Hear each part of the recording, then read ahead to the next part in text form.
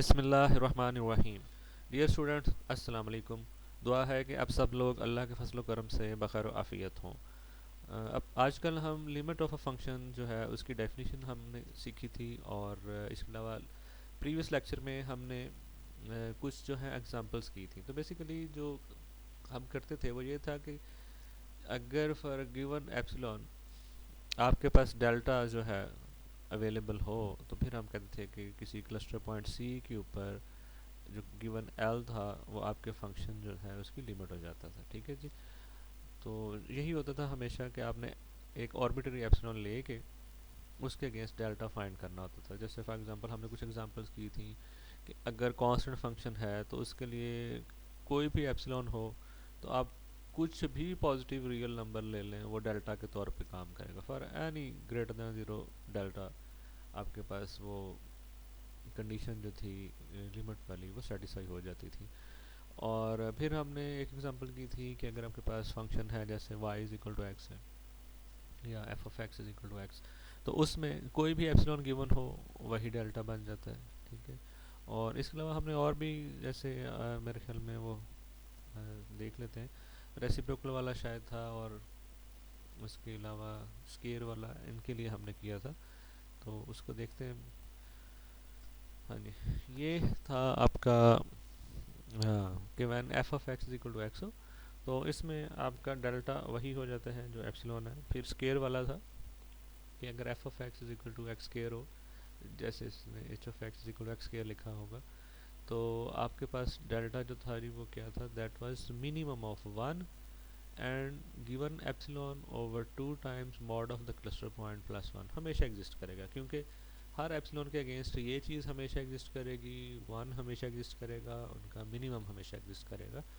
तो जो भी एप्सिलॉन आपको कोई चैलेंज देगा आप उसके जवाब में डेल्टा बना सकेंगे। उसका दिया हुआ एप्सिलॉन यहाँ पे लगाए और उसे एप्सिलॉन बना के दे दें और डेल्टा बना के दे दें minimum of one and this. ऐसे ही फिर हमने रेसिप्रोकल वाले में किया था कि f of x is equal to one over x. ठीक है जी। कि इसमें अगर आपके पास कोई भी आपको एप्सिलॉन दे दिया जाता है तो डेल्टा किस तरह से बनेगा, जो क्लस्टर पॉइंट है वो एक रियल नंबर है। ठीक है जी। और कंडीशन इसमें ग्रेटर देन ज़ीरो वालों के लिए था। ठीक है, सी इज़ ग्रेटर देन ज़ीरो।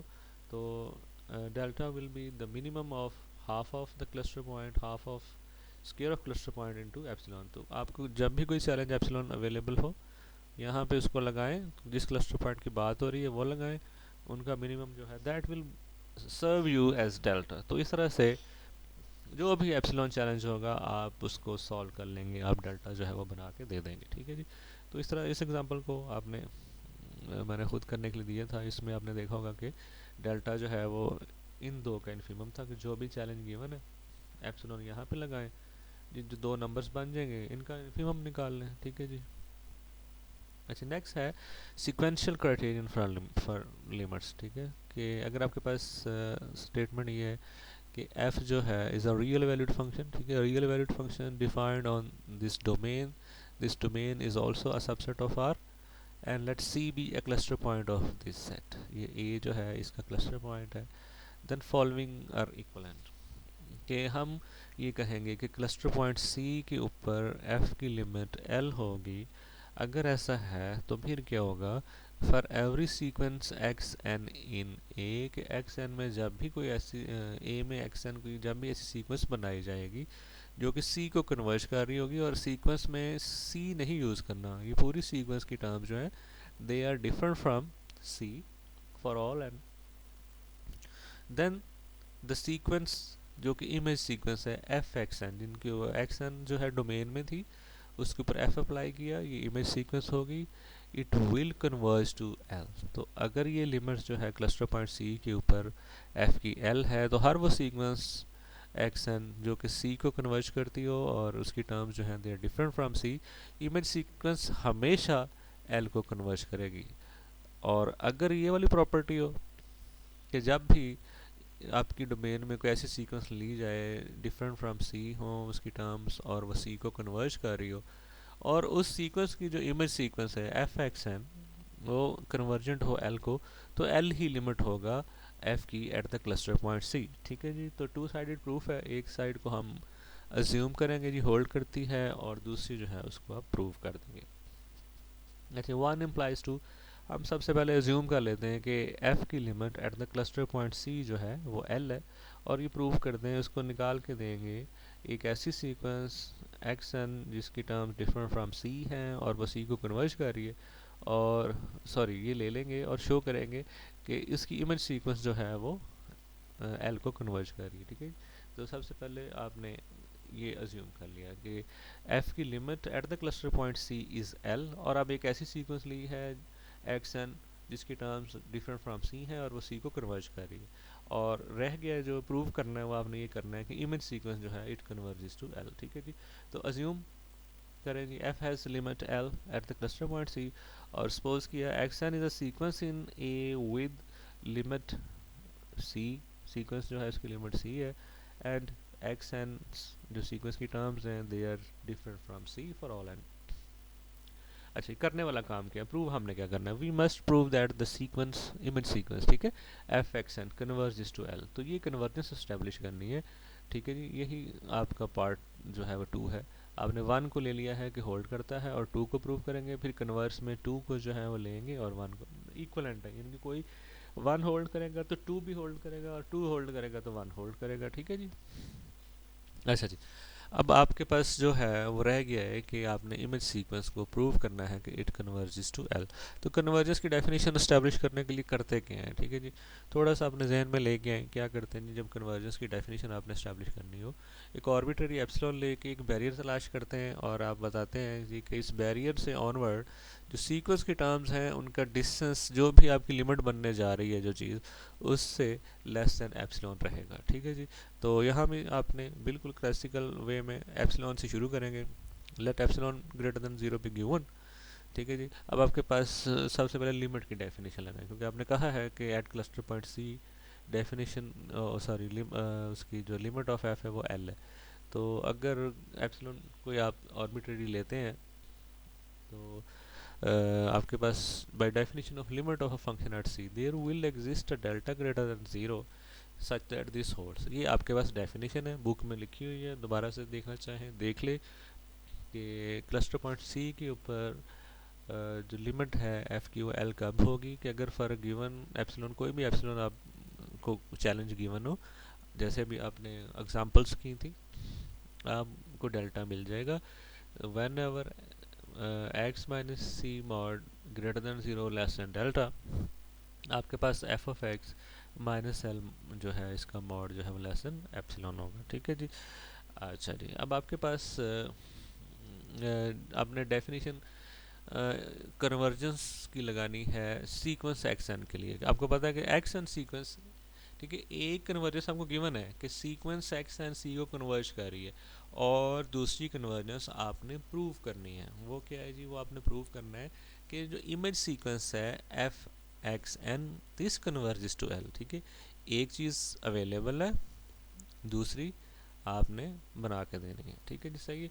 तो अब जो कन्वर्जेंस गिवन है उसकी हेल्प से हम देखते हैं कि अगर आप लेस देन डेल्टा वाली कंडीशन जैसे ये लगी हुई है इसको सेटिस्फाई करवाना है, क्योंकि एक्स एन सी को कन्वर्ज कर रहा है, तो बेसिकली है क्या कि इस डेल्टा को अगर देखते हुए लिखा जाए, ठीक है, ये डेल्टा था लिमिट की डेफिनेशन में कि limit of the f at cluster point c is l, तो उसमें एप्सिलॉन के अगेंस्ट एक डेल्टा आपके पास अवेलेबल था।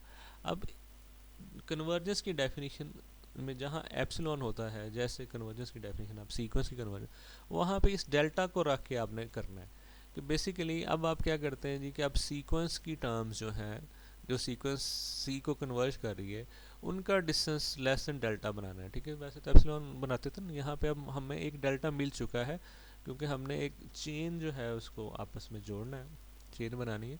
तो हम अब एप्सिलॉन जो है, हर एप्सिलॉन के अगेंस्ट एक बैरियर आएगा।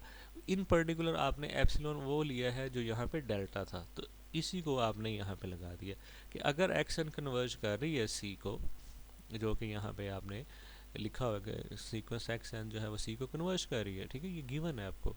तो अगर एक्शन सी को कन्वर्ज कर रही है, तो यहाँ पे अगर epsilon is equal to delta ले लिया जाए, तो आपके पास एक बैरियर आएगा।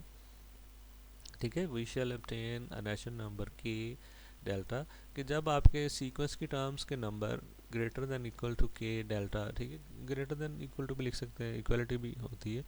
तो आपके पास ये डिफरेंस जो है x n minus c mod it will be less than, यहाँ पे अब डेल्टा है because epsilon is equal to delta हमने ले चुके हैं, ठीक है जी, सही है। अच्छा, अब ये सारे जब आप लेस देन डेल्टा है तो होगा क्या, इस कंडीशन के साथ ये भी ट्रू होती है, वो एक्सेंस जिनका सी से डिफरेंस का मॉड लेस देन डेल्टा है, उन एक्स एन के लिए f of x n minus l they will be less than epsilon, ठीक है जी, सही है। ये ऊपर वाली सेटिस्फाइज वाली जो लाइन है it will again be true here कि अगर x n minus c mod less than delta है, एक बैरियर एग्जिस्ट कर गया आपके पास के डेल्टा, और इसी बैरियर के साथ होगा क्या कि जब इनके ऊपर एफ लगाया जाएगा एफ एक्स एन और यहाँ पे एल लिखेंगे तो इनका जो है डिफरेंस का mod it will be less than epsilon. तो हुआ क्या, अब ये कन्वर्जेंस बन गई एफ एक्स एन की कि आपने एक ऑर्बिटरी एप्सिलॉन लिया, इस ऑर्बिटरी एप्सिलॉन के अगेंस्ट आपको एक बैरियर के डेल्टा मिल गया कि whenever n is greater than equal to K delta, इसको दरमियान में से निकाल के पढ़ें तो हुआ क्या कि we have f x n minus l is less than, difference का मॉड जो है लेस देन एप्सिलॉन, ठीक है जी, सही है। अंडर दिस कंडीशन कि एनस आर ग्रेटर देन के डेल्टा, ठीक है जी, हम इक्वालिटी भी लिख लें कोई मसला नहीं है, ठीक है, ग्रेटर देन इक्वल टू उसमें कोई प्रॉब्लम नहीं है। तो अब ये आपके पास कन्वर्जेंस की डेफिनेशन है, इससे क्या आ गया कि जो सीक्वेंस एफ एक्स है वो कन्वर्जेस टू एल है, ठीक है जी। तो हमने ये देखा कि अगर आपके पास limit of function at the cluster point c l है तो आपके पास अगर कोई ऐसी सीक्वेंस एक्शन ली जाए जो सी को कन्वर्ज करती हो, उसकी टर्म्स डिफरेंट फ्रॉम सी है, तो उसकी इमेज सीक्वेंस एल को कन्वर्ज करेगी। अब कन्वर्स आपने कन्वर्स को प्रूव करना है, इसको ले लेना है कि ये होल्ड करता है, आपने लेना है कि कोई भी ऐसी सीक्वेंस एक्शन जो सी को कन्वर्ज करती हो, जिसकी टर्म्स जो है वो डिफरेंट फ्रॉम सी हो, उसकी इमेज सीक्वेंस जो है वो एल को कन्वर्ज करती है। ये आपने जो अजम्पशन लेना है और प्रूव करना है कि जो limit of f at cluster point c जो है वो एल है, ठीक है जी। तो इसको उसने बाय अजम्पशन वो कंट्राडिक्शन किया है। आप ये लेते हैं कि जी मैंने ये तो ले लिया है ट्रू सेकंड वाला, लेकिन वन इसके जवाब में ट्रू नहीं आता, ये चीज़ अकेली होल्ड कर गई है। बेसिकली थ्योरम क्या है कि ये दोनों चीज़ें इकट्ठी होल्ड करेंगी, जब ये वाली वन ट्रू होगी तो टू भी ट्रू होगी, जब टू ट्रू होगी तो वन भी ट्रू होगी। कन्वर्स में आपने प्रूव करना था टू को ट्रू लेके वन को ट्रू प्रूव करना था, लेकिन हमने उसको कॉन्ट्रा पॉजिटिव वे से किया है, टू द कंट्री। हमने कहा जी टू होल्ड करता है लेकिन अकेला होल्ड कर रहा है, वन नहीं होल्ड कर रहा, फिर देखते हैं क्या होता है। फिर हम ये देखेंगे कि अगर टू अकेला होल्ड कर रहा है और ये ले लेंगे वन होल्ड नहीं कर रहा, तो टू जो है वो भी फिर होल्ड नहीं करेगा, उसकी भी कंट्राडिक्शन आ जाएगी, ठीक है जी। तो ये उसकी टेक्निक यूज़ की है जी, आपने टू को ले लिया है कि जी टू इज़ ट्रू, और साथ आपने ये ले लिया कि वन इज़ फॉल्स। टू तो होल्ड करता है लेकिन अकेला कर रहा है, वन ट्रू नहीं है। इसका मतलब क्या है कि जो आपके पास क्लस्टर पॉइंट सी है उसके ऊपर एफ की लिमिट जो है वो एल नहीं है, ठीक है जी, ये चीज़ आपने ले ली, एल नहीं है इस पर लिमिट। अच्छा, अगर वो लिमिट एल नहीं है तो आपके पास इसका मतलब क्या होगा कि there exist an epsilon neighbourhood of l, ठीक है जी। एल का एक एप्सिलॉन नेबरहुड हो ऐसा है, ठीक है, जैसे आपको पहले भी एक डायग्राम याद हो कि ये बेसिकली होती है कि limit of the function is l at the cluster point c. अगर l is not the limit of the function at cluster point c, तो बेसिकली आपके पास है क्या कि एल का जो है वो एक ऐसा एप्सिलॉन नेबरहुड जैसे कि यहाँ पे अवेलेबल है कि आप यहाँ पे सी का जो मर्जी डेल्टा नेबरहुड बनाएं, कभी भी आपकी आउटपुट्स जो हैं वो इस एप्सिलॉन नेबरहुड एल में नहीं आएंगी, ठीक है। अगर लिमिट है क्लस्टर पॉइंट सी के ऊपर फंक्शन की एल, तो होता क्या है कि इस एप्सिलॉन नेबरहुड के अगेंस्ट ये डेल्टा नेबरहुड मौजूद होता है, जब यहाँ से इनपुट्स देंगे आउटपुट्स इस नेबरहुड में आती होती है।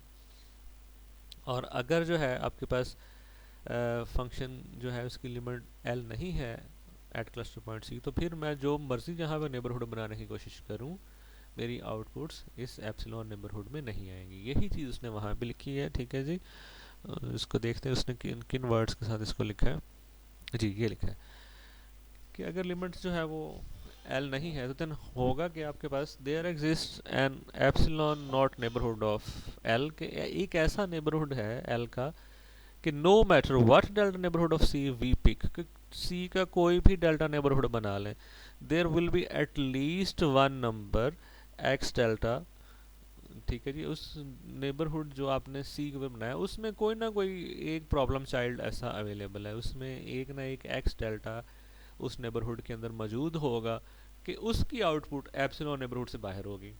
ठीक है जी, देयर विल बी, अगर तो सारों की आउटपुट जो है वो एप्सिलॉन नेबरहुड में आ जाती है, फिर तो वो लिमिट हो गई ना आपके पास एल। तो बेसिकली ये जो नेबरहुड्स वाली डेफिनेशन है उसको आपने साथ मिला के देखना है कि अब क्योंकि लिमिट नहीं है तो अब मैं एक ऐसा कोई एप्सिलॉन मौजूद है जिसके अगेंस्ट मुझसे कोई डेल्टा फाइंड आउट नहीं हो रहा। ठीक है जी, वैसे लिमिट एग्जिस्ट करती हो फंक्शन की at a cluster point c तो होता है कि हर एप्सिलॉन के अगेंस्ट आप डेल्टा फाइंड कर सकते हैं। ठीक है, अपनी प्रीवियस एग्जांपल्स जो भी डेफिनेशन है उसको देखिएगा।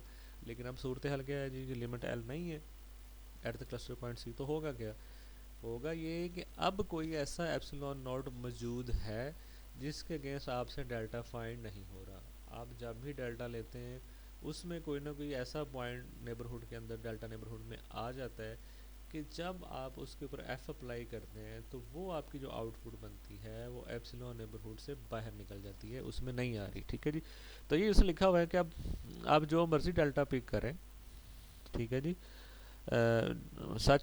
no matter what delta neighborhood of C we pick, there will be at least one, कम से कम एक आध ऐसा उसमें प्रॉब्लम क्रिएट हो जाएगा, one number x delta in that neighbourhood. और पॉइंट ऑफ डोमेन भी होना चाहिए। ठीक है, हम पॉइंट ऑफ डोमेन्स की बात ही कर रहे हैं ना कि डोमेन के उस नेबरहुड में जो है ऐसा पॉइंट होगा डिफरेंट फ्रॉम सी होगा। ठीक है, हम सी से डिफरेंट ही बात करते होते हैं, और उसके ऊपर जब एफ अप्लाई होगा तो वो एप्सिलॉन नॉट नेबरहुड में नहीं जाएगा। ठीक है, ये है वो प्रॉब्लम करने वाला। ठीक है जी, अब हम क्या करते हैं, हम डेल्टास चेंज करते जाते हैं और हर बार कम से कम एक बागी जो है पॉइंट आपको मिलता जाएगा। आप डेल्टास को किस तरह से चेंज करते हैं, delta one one, delta two one over two, delta three one over three, delta four one over four. तो इस तरह से आप डेल्टास चेंज करते जाते हैं, वन ओवर एन डेल्टास बनाते जा रहे हैं। ठीक है जी, तो होता क्या है जी, आपके पास हमेशा एक बागी पॉइंट जो है वो मिल जाता है कि हर एक में, जैसे पहले एप्सिलॉन में, पहले सॉरी जो डेल्टा वन नेबरहुड था उसमें आपको एक्स वन मिल गया कि एक्स वन तो सी के उस डेल्टा वन नेबरहुड में है, लेकिन उसका जो जब इमेज लेते हैं ये आपके पास जो आउटपुट बनती है वो एल के एप्सिलॉन नॉट नेबरहुड में नहीं होता, वो उससे बाहर चला जाता है। और एन के है जी, अब एन को वेरी करते जाएं, one two three four so one, set of natural numbers पे। ठीक है जी, डिफरेंट डेल्टास बनाते जाएं। ठीक है, पहला डेल्टा एन वन हो गया, वन हो गया, पहला पॉइंट आ गया। ठीक है जी, दूसरा डेल्टा आपने वन ओवर टू नेबरहुड बनाया। ठीक है जी, दूसरा डेल्टा आ गया, डेल्टा टू क्या है जी, वन ओवर टू। अब आपके पास एक पॉइंट आ गया जिसका नाम है एक्स टू, कि वो तो सी के डेल्टा नेबरहुड में है यानी कि वन ओवर टू वाले में, लेकिन उसका इमेज जो है वो एल के एप्सिलॉन नॉट नेबरहुड में नहीं आ रहा, एंड सो ऑन। तो इस तरह से आपके पास जो जो आप एन को चेंज करते जाएंगे, पॉइंट्स बदलते जाएंगे, पहले नेबरहुड में बागी पॉइंट एक्स वन, दूसरे नेबरहुड में बागी पॉइंट एक्स टू, तीसरे नेबरहुड में x three, and so on. तो इस तरह से एक सीक्वेंस बन गई। अच्छा, अब ये सीक्वेंस जो है इसके नेबरहुड जो है वो तो श्रिंक करते जा रहे हैं। देखिए नेबरहुड का साइज वन ओवर एन है। ठीक है, तो ये जो भी नेक्स्ट पॉइंट है वो सी के क्लोज होता जा रहा है। अगर आप देखें फॉर एग्जांपल एक्स वन जो था उसका डिस्टेंस सी से लेस देन वन था, एक्स टू का डिस्टेंस सी से less than one over two है, एक्स थ्री का सी से distance less than one over three है, एंड सो ऑन। तो ये जो आपके पास सीक्वेंस है ये बेसिकली सी को कन्वर्ज कर रही है, इसका ग्रेजुअली जो है वो सी से डिस्टेंस जो है वो कम होता जा रहा है। लेकिन यहाँ पे सूरत हाल क्या बन रही, उस सीक्वेंस की जब इमेज लेते हैं तो हमेशा एल के ऊपर एक एप्सिलॉन नेबरहुड है उससे बाहर ही रह रही, उसमें आ ही नहीं रही। तो यहाँ पे कन्वर्जेंस है, यहाँ पे कन्वर्जेंस नहीं है। ठीक है जी, तो इस तरह से we conclude that the sequence x n, ठीक है जी, जो कि ए में है और उसकी सारी टर्म्स डिफरेंट फ्रॉम सी हैं, वो कन्वर्जेस टू सी। उसकी रीज़न मैंने बता दी है कि जो आपके पास नेबरहुड्स हैं इनके साइजेस श्रिंक होते जा रहे हैं। ठीक है जी, जो जो एन बढ़ता जा रहा है आपके जो नए पॉइंट्स जो हर दफ़ा बगावत करते हैं वो सी से क्लोज होते जा रहे हैं। ठीक है, एक्स वन और सी से डिस्टेंस वन के अंदर था, एक्स टू डिस्टेंस हाफ के अंदर था, x three distance one over three, और जो जो सीक्वेंस आगे बढ़ती जाएगी ये सी से क्लोज होते जाएंगे पॉइंट्स। लेकिन बगावत की वजह से यहाँ पे सूरत हाल हमेशा यही रहेगी। तो हुआ क्या कि ये सीक्वेंस जो है ये तो सी को कन्वर्ज करेगी, लेकिन इमेज सीक्वेंस एल को कन्वर्ज नहीं करेगी, जो कि एक कंट्राडिक्शन होगी आपकी इसी चीज़ की, जो कि आपका अजम्पशन है। तो इसका मतलब ये सारी प्रॉब्लम क्यों हुई? सारी प्रॉब्लम इसलिए हुई कि आपने यहाँ पे कहा था कि क्लस्टर पॉइंट सी के ऊपर एफ की लिमिट जो है वो एल नहीं है, ठीक है जी। तो आपने इसको जो है वो सही तरह से पढ़ लेना, ये यहाँ पे ख़त्म हो गया। एग्जांपल्स जो हैं, एक मिनट देख लें कितना टाइम हो गया। हाँ चलें एग्जांपल्स देख लेते हैं। हाँ जी अच्छा एक इसमें एक सॉरी डाइवर्जेंस क्राइटेरियन भी है कि आपके पास डाइवर्जेंस क्राइटेरियन सॉरी उसी की एग्जांपल्स होंगी कि आपके पास कोई डोमेन है ए जो कि एक सबसेट है आर का, और एफ कोई रियल वैलिड फंक्शन है इस डोमेन के ऊपर, और सी जो है क्लस्टर पॉइंट है, ठीक है, सेट ए का। तो अब आपके पास डाइवर्जेंस क्राइटेरियन है कि अगर आपके पास l is a real number then f does not have limit l। अब डाइवर्जेंस है कि f की लिमिट l नहीं होगी एट क्लस्टर पॉइंट c, ठीक है जी। कब? If and only if there exist a sequence xn in a, जो अभी आपने पढ़ा था ऊपर, ये बिल्कुल उसी से आपने लिखा है कि वो क्या था, वो था कि लिमिट जो है at cluster point c of f is l होगी। तो क्या होगा जी, एक सीक्वेंस होगी एक्स एन डोमेन के अंदर जिसकी टर्म्स डिफरेंट फ्रॉम सी होंगी और वो सी को कन्वर्ज करती होगी, और उसकी इमेज सीक्वेंस जो है एफ एक्स एन वो एल को कन्वर्ज करती होगी। तो अगर डाइवर्जेंस है, अगर एफ की लिमिट एल नहीं है, ठीक है, तो फिर क्या होगा जी, आपके पास एक ऐसी सीक्वेंस मौजूद होगी जिसकी टर्म्स डिफरेंट फ्रॉम सी होंगी, और वो सीक्वेंस तो सी को कन्वर्ज करती होगी, लेकिन उसकी इमेज सीक्वेंस जो है वो एल को कन्वर्ज नहीं करती होगी। बेसिकली अगर आप अभी देखें तो हमारे पास ये बिल्कुल ऊपर वाला जो है अभी रिजल्ट प्रूव किया, ये सारी वही चीज़ है, ठीक है, कि आपके पास आपने उसको इफ़ एंड ओनली इफ के साथ प्रूव किया था कि लिमिट है तो ये सूरत हाल होगी। तो अब अगर ये सूरत हाल होल्ड नहीं कर रही, अगर लिमिट नहीं है, तो होगा क्या कि एक ऐसी सीक्वेंस मिल जाएगी जो एक्स एन डिफरेंट फ्रॉम सी होंगे और सी को कन्वर्ज करती होगी, लेकिन इमेज सीक्वेंस उसकी एफ एक्स एन एल को कन्वर्ज नहीं करेगी, ठीक है जी। अच्छा जी, यहाँ पे है कि एल को कन्वर्ज नहीं करेगी, इसका मतलब कन्वर्ज करती होगी लेकिन कन्वर्ज एल को नहीं कर रही, किसी और को कर रही। अच्छा जी, अब दूसरा क्या है जी, दूसरी सूरत ये है कि हो सकता है वो कन्वर्ज ही नहीं करती, does not converge in are. ये फ़र्क है थोड़ा सा यहाँ पे, ठीक है, चीज़ वही है कि हो सकता है कि जो इमेज सीक्वेंस है, ठीक है, वो कन्वर्ज करती हो लेकिन एल को नहीं करेगी अगर फंक्शन की लिमिट एल नहीं है, तो इफ एंड ओनली इफ, ठीक है। ऐसे ही आपके पास अगर फंक्शन की लिमिट आपके पास एल नहीं है, तो बल्कि लिमिट ही नहीं होगी, ठीक है, एल कहना आपके पास इसमें ज़रूरी नहीं है। बी पार्ट में function does not have a limit at c if and only if there exist sequence x n जो कि डिफरेंट फ्रॉम सी है, जो कि कन्वर्ज कर रही है सी को, लेकिन उसकी जो इमेज सीक्वेंस है वो बिल्कुल नहीं कन्वर्ज कर रही, ठीक है जी। तो बात ही ख़त्म होगी। इसमें था कि एल जो है वो लिमिट नहीं होगा if and only if sequence converge तो करती है बट एल को कन्वर्ज नहीं कर रही, ठीक है जी, सही है, किसी और को कन्वर्ज कर रही। अच्छा, अब इसमें फॉर एग्जांपल जल्दी से एग्जांपल्स देख लेते हैं। जैसे आपके पास एट ज़ीरो जो है क्लस्टर पॉइंट ज़ीरो के ऊपर वन ओवर एक्स जो है इसकी लिमिट जो है एग्जिस्ट नहीं करती, डाइवर्जेंस क्राइटेरियन का यूज़ आ गया, ठीक है। तो अब हम क्या करेंगे, वही सीक्वेंस बना के देखेंगे कोई, ठीक है। तो इसमें उसने क्या किया जी, सीक्वेंस बनाइए कि जो ज़ीरो को कन्वर्ज करती है, जैसे वन ओवर एन सीक्वेंस है आपके पास, ठीक है, यहाँ पे कहीं लिखा होगा, ठीक है, c is equal to zero है, आपने एक सीक्वेंस बना ली ये x n is equal to one over n, ठीक है। हम लोग इससे फेमिलियर हैं, हम हमारी ये बड़ी यानी कि अब करीबी दोस्त बन चुकी हुई है sequence x n is equal to one over n, बार बार यूज़ करते हैं, इट कन्वर्जेस टू ज़ीरो, इसमें अब हमें कोई डाउट नहीं होना चाहिए, ठीक है जी। तो अब और ये सारे हैं भी डिफरेंट फ्रॉम सी, सी क्या है जी आपका ज़ीरो, इसमें कहीं भी ज़ीरो नहीं है, तो आपकी कंडीशन पूरी हो गई कि सी को कन्वर्ज करने वाली एक ऐसी सीक्वेंस आपको मिल गई है जिसमें कहीं भी सी यूज़ नहीं हो रहा, ठीक है, और वो ज़ीरो को कन्वर्ज कर रही है वन ओवर एन। तो और इसकी इमेज सीक्वेंस अगर देखते हैं तो वो क्या होगा जी, फंक्शन क्या करता है, वन ओवर एक्स कर देता है एक्स को, तो जब उसमें ये वन ओवर एन लगाएंगे तो होगा वन ओवर एन, जो क्या बन जाएगा एन, तो इमेज सीक्वेंस क्या बन गई, एन, एन क्या जी, 1 2 3 4, और आपको पता है कि वो कन्वर्ज नहीं कर रही, ठीक है जी। तो इसका मतलब क्या हो गया कि इसकी लिमिट एग्जिस्ट नहीं करती डाइवर्जेंस क्राइटेरिया से, ठीक है जी।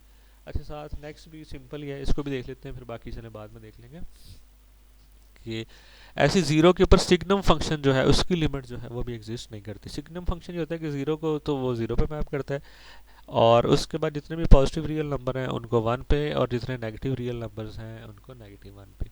तो बेसिकली इसको ये लिखा जाता है कि when x is different from zero, ठीक है, signum function of x is equal to zero when x is equal to zero, and signum function of x is equal to x over mod of x. ये automatically ये बन जाएगा, when x is greater than zero mod of x is x, ये cancel होके one, when x is less than zero mod of x is negative x, और ये negative one बन जाएगा, ठीक है। तो उसकी ये पिक्चर है, ज़ीरो को ज़ीरो पे मैप करता है, पॉजिटिव रियल नंबर्स जो हैं इनको वन पे मैप कर देता है, नेगेटिव रियल नंबर्स को नेगेटिव वन पे मैप करता है। तो ये पूरी आर इसकी डोमेन है, ठीक है जी।